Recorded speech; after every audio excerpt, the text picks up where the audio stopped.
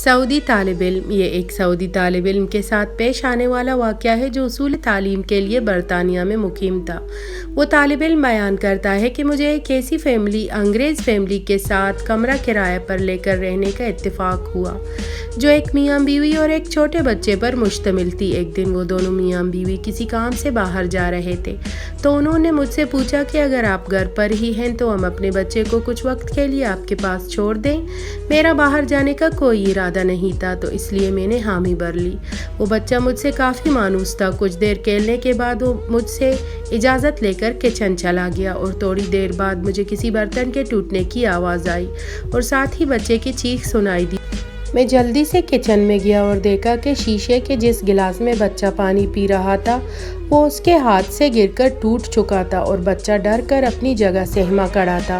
मैंने बच्चे को तसल्ली दी और कहा कि तुम परेशान ना हो और अम्मी वापस आईं तो उनसे कहना कि गिलास अंकल से टूट गया था। फिर मैंने सोचा कि अगले दिन एक गिलास लाकर किचन में रख दूंगा।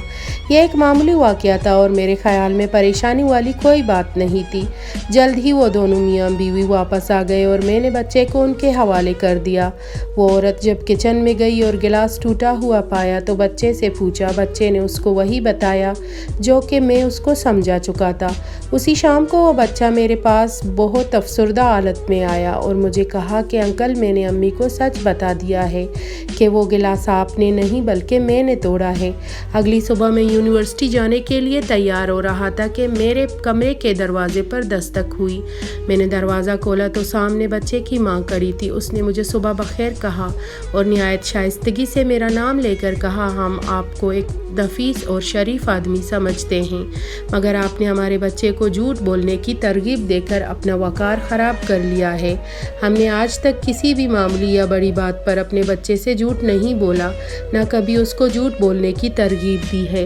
लिहाजा हम आपको मज़ीद अपने साथ नहीं रख सकते। बराए मेहरबानी आप 24 घंटे के अंदर अंदर अपने लिए किसी दूसरी रिहाइश का बंदोबस्त कर लीजिए।